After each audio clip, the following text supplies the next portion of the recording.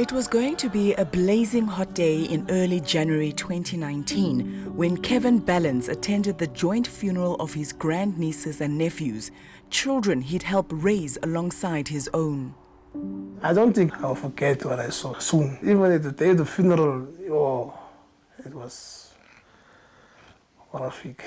That's why the funeral was so early in the morning, because of the condition the bodies were. Couldn't have the funeral late. So, there were too much decomposed. Days before, the 𝗀𝗵𝗶𝘀 police had discovered the bodies of the Maditla siblings in a rented one-room home.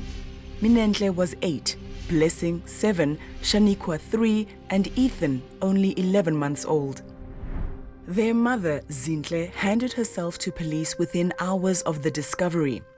I mean, what does it like to be back here? It brings back painful memories, as you can know. It was a very sad scene. It's been 3 years since Kevin revisited the tiny room where everything went so very wrong for his family. But he wanted us to see, to remind us of what they endured.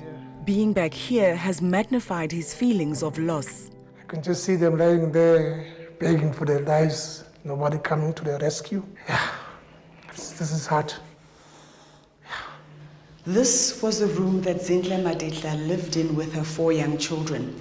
It was in this space where they met their tragic fate after eating food prepared by their mother that was laced with rat poison. It was also here where their family members discovered their lifeless bodies after they had died days earlier. 𝗀𝗵𝗶𝘀's actions caused an uproar in her hometown. Her crime, filicide, the act of a parent deliberately killing their own child. The death of a child is a deeply painful, difficult experience for any family. But what happens if that death is at the hands of their own mother? The deceased were children and siblings, 2 aged 3 years and 1 aged 7. 3 years later, in September 2021, and on the other side of the world, in New Zealand, the same tragedy played itself out in the lives of a family who had just emigrated there from South Africa. He was screaming and crying, like really upset, and all we could hear him saying is this really happening? Is this real? And he just sort of kept repeating that over and over. 2 weeks after Graham Dickerson and his family arrived in Timaru, police were called to their new home. Twins Carla and Maya and their older sister Liane were dead, strangled with cable ties, allegedly by their mother. Their new adventure in this new country cut short in the most horrifying of ways, and our heart really goes out to anyone who knows them tonight. Thomas Mead covered the scene for One News New Zealand. One moment that really stuck with me was seeing the hearse leave and just thinking about how that was the end of their journey. Those 3 children had come on this huge adventure from the other side of the world, and then they left in that hearse, and just watching it drive out. It was a horrible thing. With 3 beautiful children, a house in the suburbs, and successful careers as orthopedic surgeons, doctors Lauren and Graham Dickerson seemed to have it all. But Lauren had stopped taking medication for an undisclosed chronic condition. That was the thing that really stuck with New Zealanders, was how could this have happened in such a tragic way, right at the start of such a big adventure. Thomas could sense an air of loneliness surrounding the Dickersons following the tragedy. Because they just arrived from South Africa, normally when you get to a murder scene, there might be friends or family, you might see some hugging and crying outside, that kind of thing, as people arrive and find out about the tragedy. But they just knew no one. Filicide studies are ongoing. Statistics show that in 2009, 454 children were killed by their mothers, resulting from abuse, violence, and neglect. Filicide happens with depressing regularity in South Africa, with biological mothers being the primary perpetrators of this crime.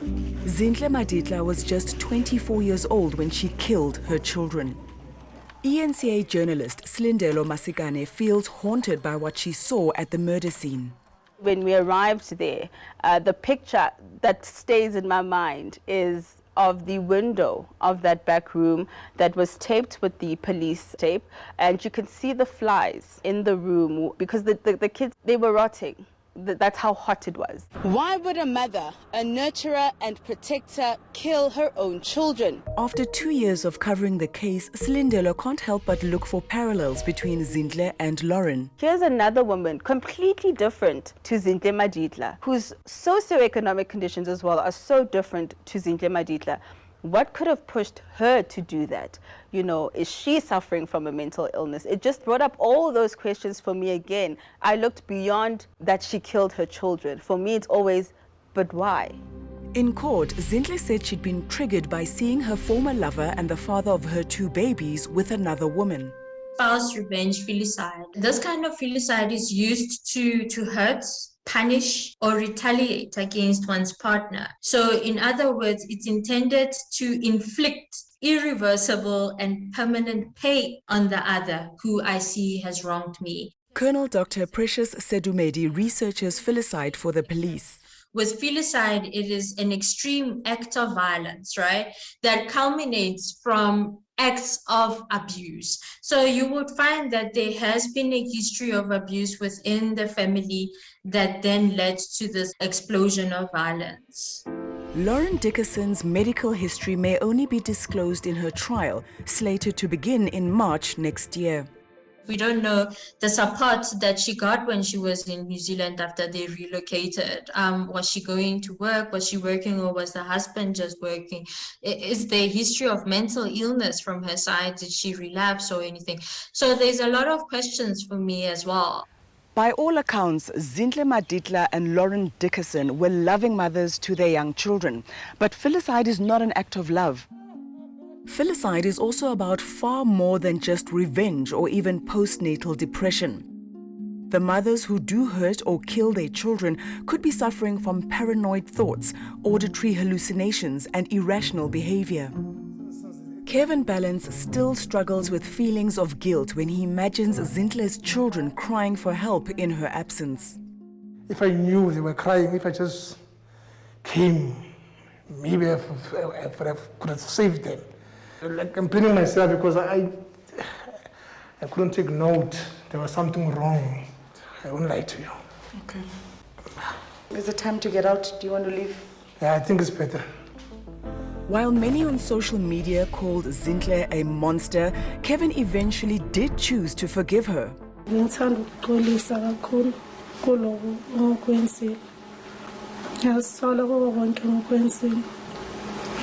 futhi ukuxolisa kakhulu kumama. Ngifuna ukuthi ngicela ukuthi umama angixolele kakhulu. The moment she took the stand is where she brought our forgiveness, if you can put it that way. It's where we saw she knows she's done something wrong and she knows she has to pay for it. Graham Dickerson has called his wife a victim. And in the months since the Timaru tragedy, support for Lauren Dickerson has been growing online. A similar tragedy that struck the Adlington family from Cape Town 20 years ago could explain what the road ahead might be like for those left behind. He said to me, these extra 3 children, they are dead. Your husband then shot himself. He's dead. Debbie can understand why forgiveness is so hard for some. As the years have gone, I have found it has got a bit easier to handle. You know, I don't break down as often as what I used to. In January 2002, Debbie was the sole survivor of a brutal attack on her family by her husband, Tony. So it's been very difficult, but I had to learn to forgive him. And I mean, there's days where I cannot believe he actually had the guts and the courage to do what he did. And as I said, I did purely because I knew that if I didn't, it would make it harder for me to actually move on. She's watched the unfolding case in New Zealand and Graham Dickerson's grief and trauma. She wanted to reach out to him, if only to encourage him that hope does get restored. I think it depends on the individual. I don't think you ever really heal from something like this. It gets easier as the time goes. It will always be there, and I think he will find the same thing. Graham Dickerson has since returned to South Africa, while his wife undergoes an 18-month psychiatric evaluation in Canterbury before she's expected to be cleared to stand trial. 𝗀𝗵𝗶𝘀 Maditla is serving 4 consecutive life sentences. Her uncle believes her children are now at peace. As you can see here, our little ones are sleeping. This is Maditla. Blessing, Shaniqua, and Ethan. Yeah, this is where we say our final goodbye to them.